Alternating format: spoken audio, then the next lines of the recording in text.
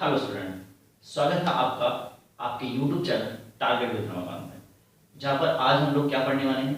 Atomic structure of atom. Atomic structure of atom के बारे में आजकल हम डिस्कस कर रहे हैं और उसी का आज एक नेक्स्ट टॉपिक जा रहा है, atomic structure of different atom.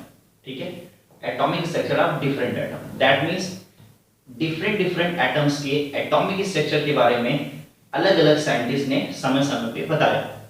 सबसे पहले किसी भी एटम के स्ट्रक्चर के बारे में थॉमसन ने बताया। किसने बताया?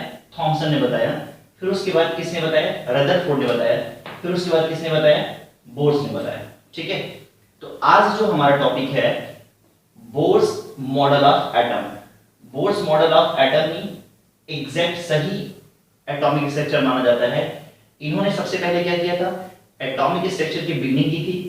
रदरफोर्ड ने थोड़ा बहुत उसमें चेंज किया। एक सर्टेन टाइम के बाद इनकी थ्योरी क्या हो गई? फेल हो गई। और उसके बाद यह आए और उसके बाद इन्होंने एक एग्जैक्ट एटॉमिक स्ट्रक्चर की क्या किया? थ्योरी दिया। तो आज जो हमारा टॉपिक है बोर्स एटॉमिक मॉडल है। ना सिर्फ हम बोर्स एटॉमिक मॉडल पढ़ेंगे, बल्कि बाय द बोर्स हम किसी भी एटम के डिफरेंट एटम्स के किस तरह से एटॉमिक स्ट्रक्चर बना सकते हैं, हम उसके बारे में भी क्या करेंगे? सीखेंगे। ठीक है, तो चलिए आइए सीखते हैं कुछ ऐसा लोग सीखना चाहें आपके जैसा। चलिए, जैसे कि हम पढ़ने जा रहे हैं, क्या पढ़ने जा रहे हैं? एटॉमिक स्ट्रक्चर, यानी कि डिफरेंट एटम्स के स्ट्रक्चर्स पढ़ने जा रहे हैं। ठीक है, तो डिफरेंट स्ट्रक्चर्स के बारे में सबसे पहले बताने का काम किसने किया था? कि उन्होंने बताया कि जैसे सोडियम है, क्या है? सोडियम है। जैसे एल्यूमिनियम है, जैसे कैल्शियम है, दीज आर एटम्स। और इन एटम्स के क्या होंगे? स्ट्रक्चर होंगे। क्या होंगे? स्ट्रक्चर होंगे। याद रखिएगा, क्या होंगे? स्ट्रक्चर होंगे। तो इन एटम्स के स्ट्रक्चर सबसे पहले थॉमसन ने इंट्रोड्यूस किया और उसी को क्या बोल दिया गया? Thompson model of atom. यानी कि थॉमसन का एटॉमिक स्ट्रक्चर। ठीक है, किसी भी एटॉमिक स्ट्रक्चर के लिए थॉमसन ने सबसे पहले क्या बताया? थॉमसन ने बताया कि किसी भी एटम का जो एटॉमिक स्ट्रक्चर होता है, क्या होता है? ऐसे एक सर्कल होता है और उसमें बहुत सारे क्या पाए जाते हैं? इलेक्ट्रॉन पाए जाते हैं। जिसमें क्या होते हैं? जिसमें माइनस चार्ज पाए जाते हैं। क्या पाए जाते हैं? Minus charge. और उसमें चारों तरफ जो माइनस चार्ज होते हैं वह चारों तरफ किससे घिरे होते हैं? पॉजिटिव चार्ज से घिरे होते हैं। यानी कि कहने का मतलब है कि पॉजिटिव स्फीयर होता है और क्या होते हैं? उसी में क्या पाए जाते हैं? पॉजिटिव स्फीयर में क्या पाए जाते हैं? इलेक्ट्रॉन पाए जाते हैं। क्या पाए जाते हैं? इलेक्ट्रॉन पाए जाते हैं। आप इसको ऐसे समझ सकते हो, आप लोगों ने तरबूज खाया होगा, तो तरबूज अगर आप देखो तो तरबूज में क्या होता है कि जो रेड वाला पोर्शन होता है, रेड वाले पोर्शन में क्या होता है? रेड वाले पोर्शन में छोटे छोटे ब्लैक कलर के क्या होते हैं? सीड्स पड़े होते हैं। ठीक है, तो इसीलिए Thompson model of an atom को, थॉमसन के इस मॉडल को क्या बोला गया? वाटरमेलन मॉडल भी क्या किया गया? बोला गया। यानी कि तरबूज मॉडल भी क्या किया गया? बोला गया। इन्होंने बहुत अच्छे से एटॉमिक स्ट्रक्चर के बारे में नहीं बताया, जिसके बाद क्या हो गया? इनका एटॉमिक स्ट्रक्चर क्या हो गया? फेल हो गया। इसके बारे में हम डिटेल में करेंगे, ये बकायदा एक हेडिंग में ही हम लोग क्या करेंगे? Thompson model of an atom अलग से पढ़ना शुरू करेंगे, क्योंकि आज हमारा क्या है? बोर्स एटॉमिक मॉडल है। कहने का मतलब है कि यह फेल हुए, ऐसा नहीं है कि ये पूरी तरह से फेल हुए। इन्होंने थोड़ी बहुत बातें बताई और कुछ बातें नहीं बताई, तो उसको बताने का काम किसने किया? रदरफोर्ड ने किया। रदरफोर्ड कुछ जगह पे फेल होने लगे तो उसको एग्जैक्टली उसको सही करने का काम किसने किया? बोर्स मॉडल ने किया। बात सुन आ रही है नहीं आ रहा? तो आज हमारा जो टॉपिक है किसके बारे में है? Bohr's model of an atom है। रदरफोर्ड के बारे में भी थोड़ी सी बातें पढ़ लेते हैं, जान लेते हैं कि रदरफोर्ड ने भी क्या किया था? रदरफोर्ड ने भी एटम के स्ट्रक्चर की बताने के लिए रदरफोर्ड ने भी डिफरेंट एटम्स के स्ट्रक्चर को बताने के लिए प्रयास किया था। इवन बहुत हद तक क्या हुए? सक्सेस भी हुए। इन्होंने उस समय जब इन्होंने बताया तो इन्होंने बताया कि एटम में, किसी भी एटम में क्या होता है? न्यूक्लियस होता है। यानी कि किसी भी एटम में क्या होता है? बीच में छोटा सा सर्कल होता है, जिससे क्या बोला गया? न्यूक्लियस बोला गया। जिसे क्या बोला गया? न्यूक्लियस बोला गया। यानी कि अगर आपसे कभी पूछा जाए कि न्यूक्लियस को, सबसे पहले न्यूक्लियस के बारे में, किसी भी एटम में न्यूक्लियस होता है, इसके न्यूक्लियस दैट मीन्स होता है केंद्रक,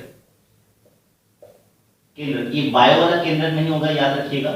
किसी भी एटम में क्या होता है, न्यूक्लियस होता है। इसको सबसे पहले बताने का काम किसने किया, इसको सबसे पहले बताने का काम किसने किया था, रदरफोर्ड ने किया था। किसने किया था, रदरफोर्ड ने। अगर आपसे ये कभी क्वेश्चन पूछा जाए तो जरूर बताइएगा।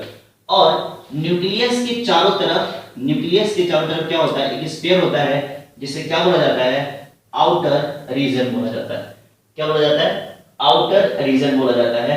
तो यानी कि किसी भी एटम में न्यूक्लियस होता है और न्यूक्लियस के चारों तरफ क्या पाए जाते हैं, आउटर रीजन पाए जाते हैं। इसके बारे में सबसे पहले बताने का काम किसने किया, रदरफोर्ड ने किया। ये बात आप दिमाग में रखिएगा, ठीक है। तो चलिए आइए इसके बारे में पढ़ना शुरू करते हैं। बोर्स मॉडल ऑफ एटम के बारे में पढ़ना शुरू करते हैं। इसके बारे में थोड़ी बहुत बातें हमने बता दी हैं, बाकी हम इसको और इसको अलग अलग टॉपिक में क्या करेंगे, पढ़ेंगे, जैसा कि हम बोर्स मॉडल ऑफ एटम पढ़ने जा रहे हैं, ठीक है। तो चलिए आइए पढ़ना शुरू करते हैं। चलिए पढ़ना शुरू करते हैं बोर्स मॉडल ऑफ एटम, ठीक है, यानी कि बोर्स की परमाणु संरचना। देखिए क्या होता है, बोर्स ने क्या बताया, देखिए बोर्स ने बताया कि कोई भी एटम, ठीक है, कोई भी एटम होगा उसकी परमाणु संरचना कैसे होगी, यानी कि किसी भी एटम का स्ट्रक्चर कैसा होगा। याद रखिएगा किसी भी एटम में, जरा हम एग्जांपल देते हैं, मान लीजिए हमने लिया है सोडियम एटम लिया है। क्या लिया है, सोडियम एटम लिया है। सोडियम क्या है, एटम, क्या है, एटम। और आपको बताया गया कि सोडियम का जो एटॉमिक नंबर होता है वो क्या होता है, 11 होता है। दैट इज आपको समझाया गया है atomic number that is Z, कितना होता है, 11 होता है। बात समझ आ रही नहीं आ रहा। तो किसी भी एटम में आपको बता दिया जाए, किसी भी एटम में क्या पाए जाते हैं, किसी भी एटम में इलेक्ट्रॉन पाए जाते हैं, प्रोटॉन पाए जाते हैं और क्या पाए जाते हैं, न्यूट्रॉन पाए जाते हैं। क्या पाए जाते हैं, किसी भी एटम में क्या पाए जाते हैं, इलेक्ट्रॉन पाए जाते हैं, प्रोटॉन पाए जाते हैं और क्या पाए जाते हैं, न्यूट्रॉन पाए जाते हैं। ध्यान से समझिएगा, ठीक है। याद रखिएगा कि जो इलेक्ट्रॉन और प्रोटॉन होते हैं किसी भी एटम के, किसी भी एटम के जो इलेक्ट्रॉन और प्रोटॉन होते हैं वे बराबर होते हैं उसके एटॉमिक नंबर के। यानी कि अगर मैं बात करूं कि सोडियम का एटॉमिक नंबर कितना है, 11, कितना है, 11। तो अगर मैं कहूं कि सोडियम के इलेक्ट्रॉन क्या होंगे, वह भी क्या होंगे, 11। सोडियम के प्रोटॉन क्या होंगे, वह भी क्या होंगे, 11। और सोडियम का एटॉमिक नंबर कितना है, 11। यानी कि किसी भी एटम के इलेक्ट्रॉन, प्रोटॉन और एटॉमिक नंबर क्या होते हैं, बराबर होते हैं। इतनी बातें समझ में आई, ठीक है। तो कहने का मतलब है कि किसी भी एटम में इलेक्ट्रॉन, प्रोटॉन और न्यूट्रॉन होते हैं। ये बात दिमाग में गई। और याद रखिएगा कि किसी भी एटम में इलेक्ट्रॉन इज इक्वल टू क्या होता है, प्रोटॉन होता है। इलेक्ट्रॉन इज इक्वल टू क्या होता है, प्रोटॉन होता है। और ध्यान से समझिएगा कि अगर चार्ज की बात करें तो इलेक्ट्रॉन पे क्या पाया जाता है, इलेक्ट्रॉन पे निगेटिव चार्ज पाया जाता है। यानी कि इलेक्ट्रॉन कैसा होता है, निगेटिवली चार्ज होता है, जबकि प्रोटॉन कैसा होता है, पॉजिटिवली चार्ज होता है।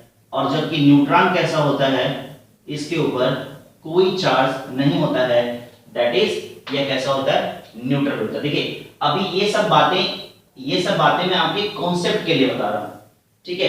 एटॉमिक स्ट्रक्चर में इसका काम पड़ेगा, ठीक है।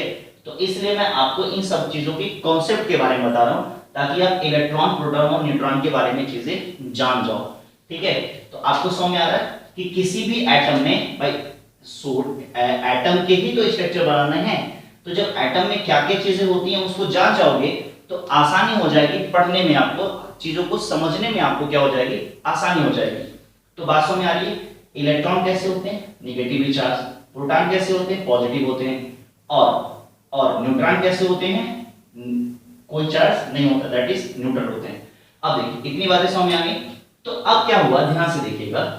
तो होता क्या है कि जो एटम होते हैं उसमें क्या होता है, एटम में, किसी भी एटम में, इतनी बातें बताने के बाद अब समझिए, किसी भी एटम में क्या होता है, न्यूक्लियस होता है। किसी भी एटम में क्या होता है, न्यूक्लियस होता है, और किसी भी एटम में क्या होते हैं, ऑर्बिट होते हैं। क्या होते हैं, ऑर्बिट होते हैं, या क्या होते हैं, शेल होते हैं। शेल के बारे में आपने बहुत अच्छे से पिछली वीडियोस में पढ़े हुए हैं, ठीक है। शेल कितने होते हैं, किसी भी शेल में नंबर ऑफ इलेक्ट्रॉन कितने हो सकते हैं, एक एक चीजें हम लोगों ने पिछले वीडियोस में किए हुए हैं, और अगर आपने अब तक नहीं देखा है तो प्लीज उसे देखिएगा, क्योंकि उस वीडियो से हेल्प लेके ही आप यहाँ पर डिफरेंट एटम्स के एटॉमिक स्ट्रक्चर बना सकते हैं, ठीक। तो उसको आप जरूर देखिएगा अगर आपने नहीं देखा है तो। फिलहाल मैं आपको यहाँ समझा रहा हूं, ठीक है। तो आपने समझा क्या, जो एटम होते हैं उसमें क्या पाए जाते हैं, न्यूक्लियस पाए जाते हैं, और क्या पाए जाते हैं, किसी एटम में ऑर्बिट्स पाए जाते हैं, या क्या पाए जाते हैं, शेल पाए जाते हैं। तो अब मेरे को बता दीजिए, न्यूक्लियस को सबसे पहले, किसी भी एटम में न्यूक्लियस होता है, इसको सबसे पहले किसने इंट्रोड्यूस किया था, कमेंट में लिख के बताइए। अभी थोड़ी देर पहले मैंने आपको इसके बारे में बताया है, ठीक है, तो कमेंट में जरूर लिखिएगा किसने इंट्रोड्यूस किया था। चलिए बात करते हैं, अब ध्यान से समझिए, न्यूक्लियस हो गया, और क्या हो गया, ऑर्बिट्स हो गया। अब ध्यान से समझिएगा, न्यूक्लियस में बोर्स ने बताया कि न्यूक्लियस में क्या पाए जाते हैं, न्यूक्लियस में प्रोटॉन पाए जाते हैं, और न्यूक्लियस में क्या पाए जाते हैं, न्यूट्रॉन पाए जाते हैं। तो अगर आपसे बोला जाए कि न्यूक्लियस में क्या पाए जाते हैं, तो आप क्या बताओगे, किसी भी न्यूक्लियस में, किसी भी एटम के न्यूक्लियस में, या किसी भी परमाणु के केंद्रक में क्या पाए जाते हैं, प्रोटॉन और न्यूट्रॉन पाए जाते हैं। इतनी बात समझ में आई, आगे आइए अब बात करते हैं, किसी भी एटम में ऑर्बिट या शेल पाए जाते हैं। क्या पाए जाते हैं, किसी भी एटम में ऑर्बिट या शेल पाए जाते हैं। तो अब आगे आइए, तो किसी भी ऑर्बिट में शेल या ऑर्बिट्स में, किसी भी एटम में शेल या ऑर्बिट्स पाए जाते हैं। तो अब मेरे को बताइए, शेल की बात करें तो शेल कितने होते हैं, फट से बताइए। तो आपको पिछली वीडियोस में बताया गया कि जो शेल होते हैं के, एल, एम और एन होते हैं। क्या होते हैं, शेल क्या होते हैं, के, एल, एम और एन होते हैं, और इनके नंबर्स भी पिछले वीडियोस में हम लोगों ने किए हैं, 1, 2, 3 एंड 4, ठीक है।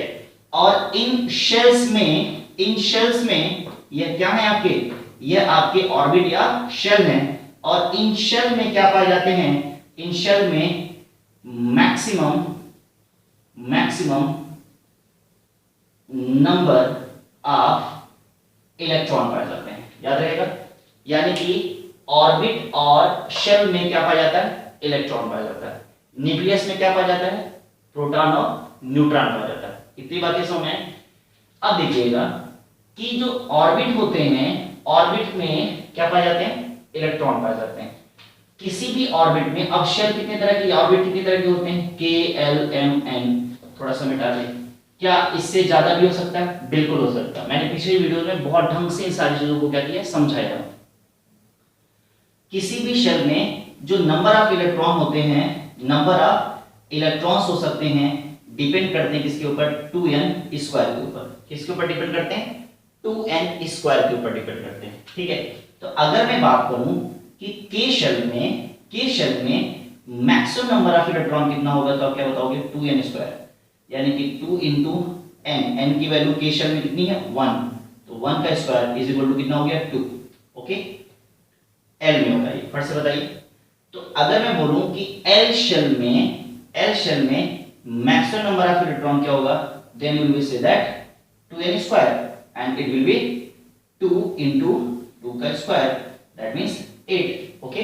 यानी कि के शेल में मैक्सिमम नंबर ऑफ इलेक्ट्रॉन कितने होने चाहिए, 2।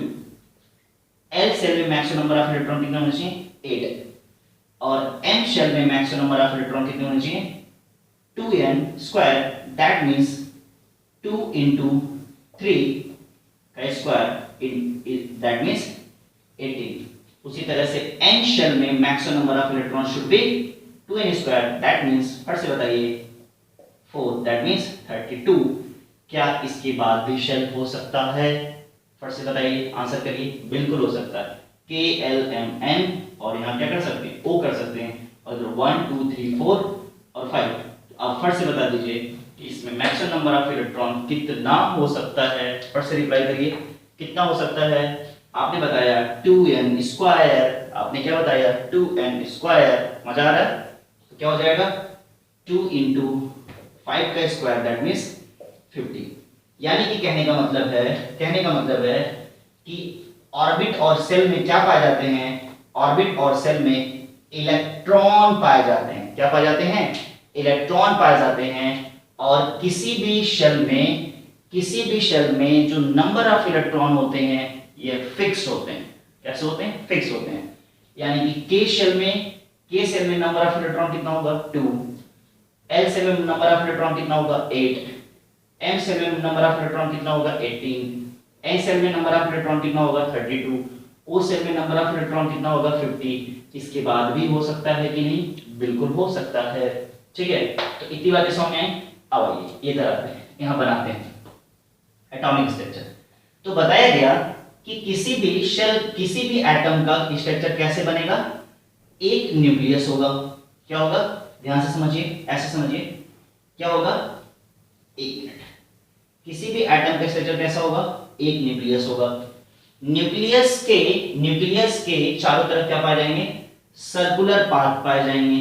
क्या पाए जाएंगे, सर्कुलर पाथ, यानी कि सर्कुलर रास्ता पाया जाएगा। ठीक है, और इन्हीं रास्ते में, इन्हीं सर्कुलर पाथ में क्या करेंगे, इलेक्ट्रॉन मूव करेंगे।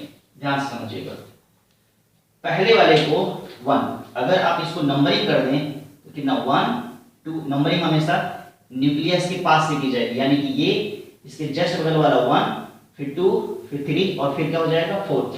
1 वाले पे नंबर क्या दोगे के, 2 वाले पे नंबर क्या दोगे l, 3 वाले पे नंबर क्या दोगे m, 4 वाले पे क्या दोगे n। ओके, और नंबर ऑफ इलेक्ट्रॉन की बात करो तो फट से बताओ 2, और इसमें क्या हो जाएगा 8, इसमें कितना हो जाएगा 18, और इसमें कितना हो जाएगा भाई लोग 32 हो जाएगा। ठीक है, तो अब कहने का मतलब है, और न्यूक्लियस में क्या पाए जाते हैं, फट से बताइए, न्यूक्लियस में पाए जाते हैं प्रोटॉन, और क्या होते हैं प्रोटॉन, और क्या पाए जाते हैं न्यूट्रॉन। तो ये होता है एटॉमिक स्ट्रक्चर ऑफ, ठीक है, किसी भी एटम का ये होगा, क्या होगा, एटॉमिक स्ट्रक्चर होगा। ये बातें समझ में आ रही है, और समझिए इसी तरह से किसी भी एटम का क्या बनेगा, एटॉमिक स्ट्रक्चर बनेगा। और ध्यान से समझ लीजिए और क्या क्या बातें बताई गई, बताया गया कि यह इसका क्या है, एनर्जी लेवल है। की का एनर्जी लेवल क्या है, बोर्स ने क्या बताया कि इलेक्ट्रॉन जो होते हैं पहले 1 वाले में रहते हैं। किसमें रहते हैं, 1 वाले में। फिर उसमें कि उसके बाद जब 1 वाले में 2 इलेक्ट्रॉन हो जाते हैं, किसी भी एटम के के वाले शेल में जब 2 इलेक्ट्रॉन हो जाते हैं तो एल वाले में 8 इलेक्ट्रॉन रहते हैं। That means 1 2 3 4 5 6 7 8। बात समझ आ रही नहीं आ रही, तो इस तरह से बातें समझ में आनी चाहिए। ठीक है, तो ये जो स्ट्रक्चर बताया, किसने बताया, बोर्स ने बताया कि न्यूक्लियस होगा, न्यूक्लियस में क्या पाए जाएंगे, प्रोटॉन और न्यूट्रॉन पाए जाएंगे। न्यूक्लियस के चारों तरफ क्या होंगे, ऑर्बिट्स या शेल होंगे, और उन शेल में क्या पाए जाएंगे, फिक्स्ड नंबर ऑफ इलेक्ट्रॉन पाए जाएंगे। फिक्स्ड नंबर दैट मींस क्या होता है कि के में सिर्फ 2 इलेक्ट्रॉन, एल में सिर्फ 8 इलेक्ट्रॉन, एम में सिर्फ 18 इलेक्ट्रॉन, एन में सिर्फ 32 इलेक्ट्रॉन, और के के इलेक्ट्रॉन के अंदर ही क्या करेंगे। और ये सारे इलेक्ट्रॉन याद रखिएगा, ये सारे इलेक्ट्रॉन जो हैं ये अपने अपने सर्कुलर, यानी कि के जो इलेक्ट्रॉन 2 इलेक्ट्रॉन हैं ये अपने सर्कुलर पाथ में क्या करेंगे, मोशन करेंगे। उसी तरह से एल के इलेक्ट्रॉन सर्कुलर पाथ में क्या करेंगे, मोशन करेंगे। याद रखिएगा इस बात को, यानी कि ये क्या करेंगे, अपने ही शेल में रिवॉल्व करेंगे, अपने ही शेल में क्या करेंगे, घूमेंगे। ठीक है, और एनर्जी लेवल की बात करें तो के का एनर्जी लेवल क्या है, कम है, और एन का एनर्जी लेवल क्या है, हाई है। यानी कि याद रखिएगा कि जो इलेक्ट्रॉन एल वाले शेल में होंगे उनका एनर्जी लेवल क्या होगा, कम होगा, और जो एन वाले में होंगे उनका एनर्जी लेवल क्या होगा, हाई होगा। क्या ये बातें समझ में आ गई? ठीक है, ठीक, तो ये बातें तुम आपके दिमाग। आइए अब डिफरेंट एटम्स के स्ट्रक्चर बाय द बोर्ड्स क्या करते हैं, सीखना शुरू करते हैं। तो इसको आपने लिख लिया होगा, इसको आप लिख लो, फिर क्या करते हैं, आगे मूव करते हैं। चलिएगा सर, तो अब देखिए ये अगर देखा जाए तो क्वेश्चन आपके एग्जाम में यही आते हैं, ठीक है। ज्यादातर बोर्स एटॉमिक स्ट्रक्चर जो है थोड़ा सा आपको बताने के लिए उसका यूज किया जाता है, बाकी क्वेश्चन जो हैं आपके यही आते हैं, ठीक है। Give the atomic structure of different atom, okay. ये अलग अलग एटम दिए हुए हैं, इनका एटॉमिक स्ट्रक्चर आपको क्या करना पड़ेगा, बनाना पड़ेगा। तो अगर पीछे की बातें नहीं जानते हो कि किसी भी एटम में न्यूक्लियस होंगे, न्यूक्लियस के चारों तरफ ऑर्बिट्स होंगे, ऑर्बिट्स में क्या पाए जाएंगे, इलेक्ट्रॉन पाए जाएंगे, और न्यूक्लियस में क्या पाए जाएंगे, प्रोटॉन और न्यूट्रॉन पाए जाएंगे। तो ये चीजें अगर नहीं जानोगे तो आप नहीं बना पाओगे, बाकी एग्जाम में क्वेश्चन से ही जाता है। चलिए देखना शुरू करते हैं कि सोडियम का एटॉमिक स्ट्रक्चर कैसे बनेगा, ठीक है। तो याद रखिएगा किसी भी एटम का एटॉमिक स्ट्रक्चर बनाने के लिए आपको कुछ चीजों की जरूरत पड़ेगी, ठीक है। किसी भी एटम का स्ट्रक्चर, एटॉमिक स्ट्रक्चर बनाने के लिए आपको किन चीजों की जरूरत पड़नी है, बता दूं मैं, आपको दो चीजों की जरूरत पड़नी है। एक, आपको डिफरेंट एटम्स के एटॉमिक नंबर क्या होने चाहिए, याद होने चाहिए, ठीक है। एटॉमिक नंबर क्या होने चाहिए, लर्न होने चाहिए। फिर उसके बाद आपको क्या होना चाहिए, आपको इलेक्ट्रॉनिक कॉन्फ़िगरेशन आना चाहिए। क्या आना चाहिए, इलेक्ट्रॉनिक कॉन्फ़िगरेशन होना चाहिए, जिसको ये जो हमने किया है कि K में 2 है, L में 8 है, M में 18 है, N में 32 है, इसको क्या बोलते हैं, इसको इलेक्ट्रॉनिक कॉन्फ़िगरेशन ही बोलते हैं, ठीक है।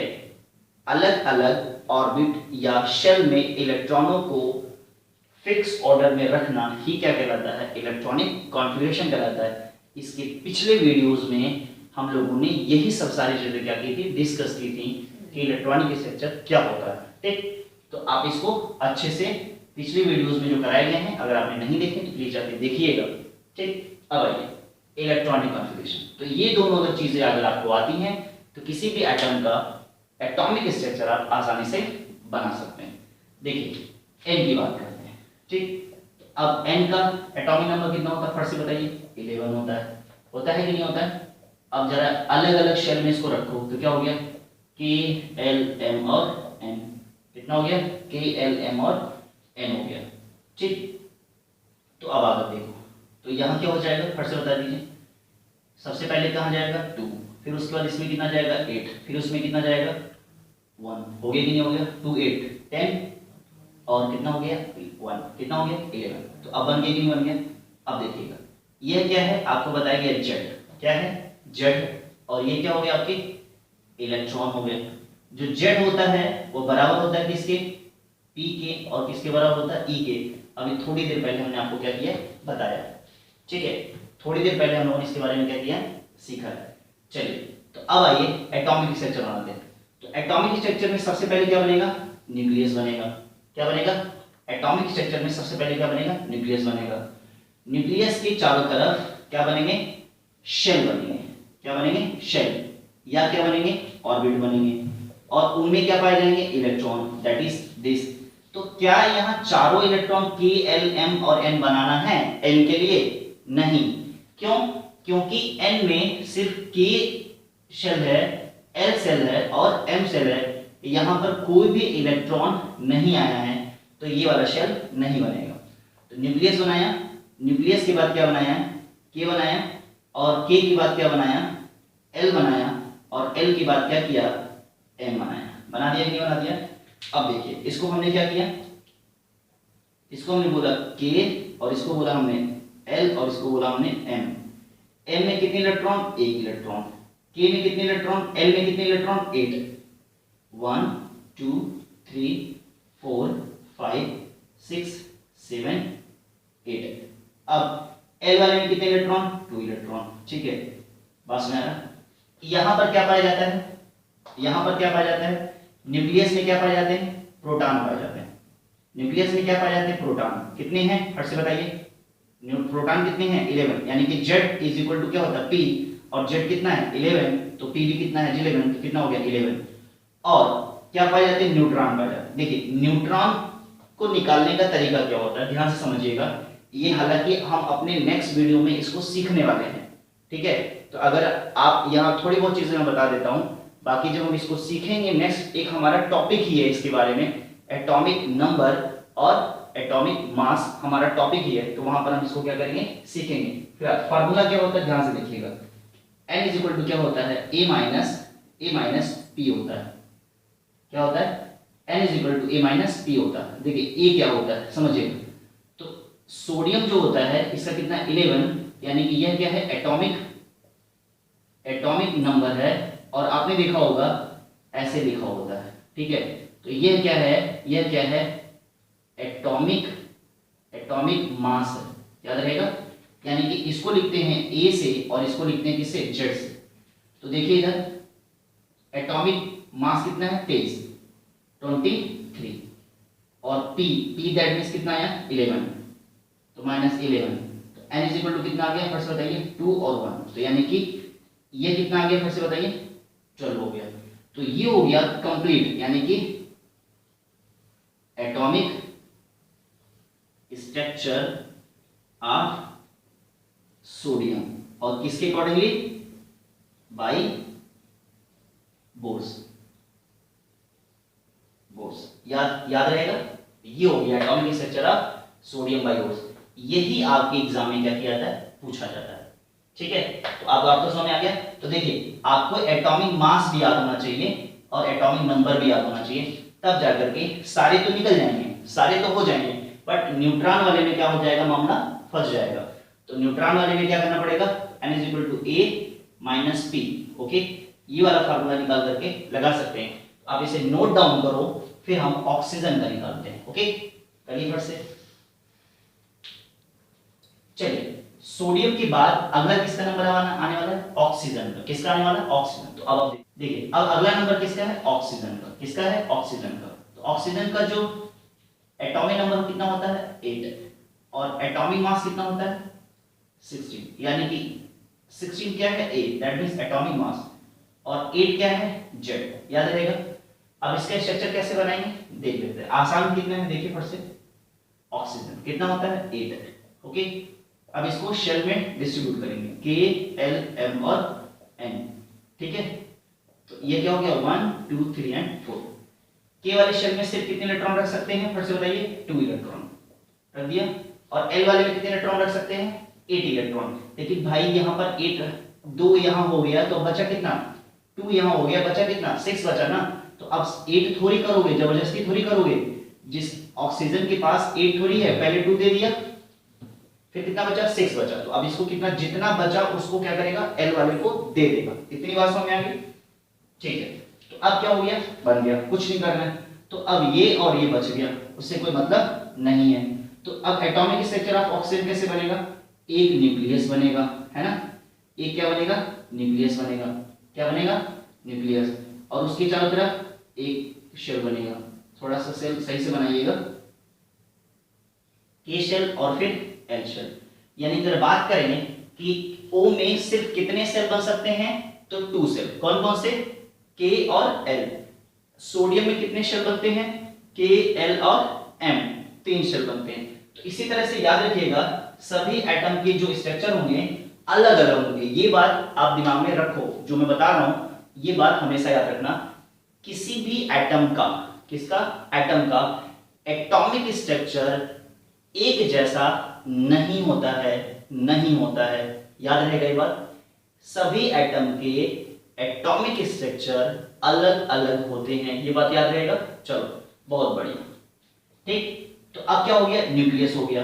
न्यूक्लियस में क्या पाए जाएंगे, प्रोटॉन, और क्या पाए जाएंगे, न्यूट्रॉन, ओके बहुत बढ़िया। न्यूक्लियस के चारों तरफ क्या पाया गया है, शेल। कौन सा सेल है, K, और कौन सा सेल है, L। L शेल में नंबर ऑफ इलेक्ट्रॉन कितने हैं, 2, कितने हैं, 2 हैं, फट से बताओ 2।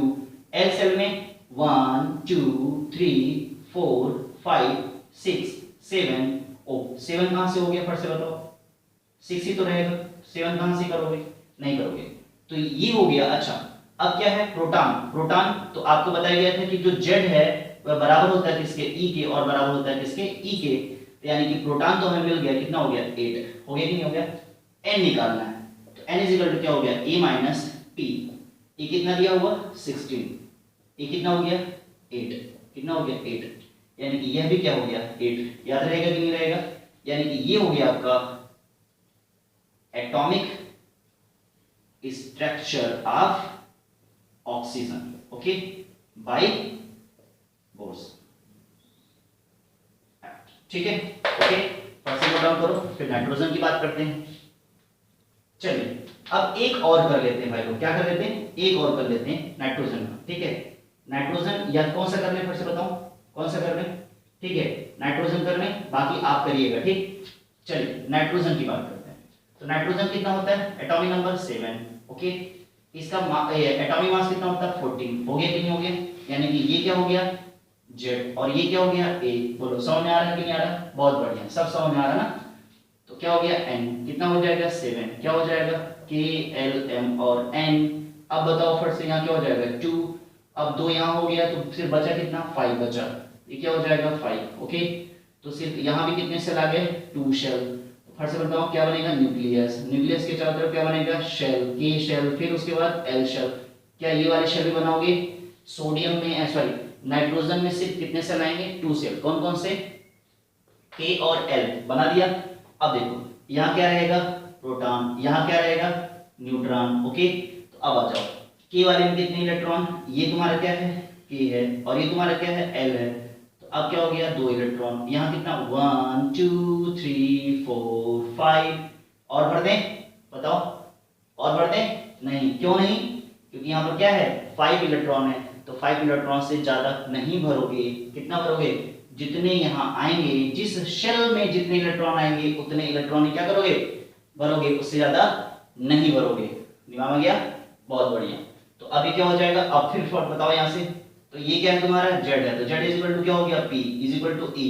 तो प्रोटॉन तुम्हारा निकल गया कितना 7, भाई न्यूट्रॉन तो बता दो, न्यूट्रॉन कितना हो जाएगा N is equal to A minus P, कितना हो जाएगा फिर से बताओ, A कितना है 14, उसके बाद कितना है 7, घटाने तो आता ही होगा, माइनस करने आता है कि नहीं आता है, 14 में से 7 जाएगा कितना आएगा फिर से बताओ, बहुत बढ़िया, माइनस करने आता है, पढ़े हो अच्छे बच्चे हो तुम लोग। हाँ कितना हो गया 7, तो यानी कि n क्या हो गया 7 हो गया, बोलो मजा आ रहा है। ठीक है, तो अभी क्या हो जाएगा तुम्हारा, ये हो जाएगा तुम्हारा atomic structure of nitrogen by Bohr's. ठीक है, बोलो मजा आ रहा है कि नहीं आ रहा। ठीक है, तो बाकी सारे के सारे एटॉमिक स्ट्रक्चर क्या करना, आप खुद करना, ओके। ठीक है, उम्मीद करते हैं कि आपको समझ में आया होगा, और समझ में आया है तो ढेर सारा लाइक करो। ठीक है, और लाइक करने के बाद कमेंट में जरूर लिखना कि तुम्हें वीडियो कैसी लगी है, क्यों, क्योंकि अगली वीडियो इससे और ज्यादा अच्छी होने वाली है। ठीक है, चलो okay, thank you so much, मिलते हैं नेक्स्ट वीडियो।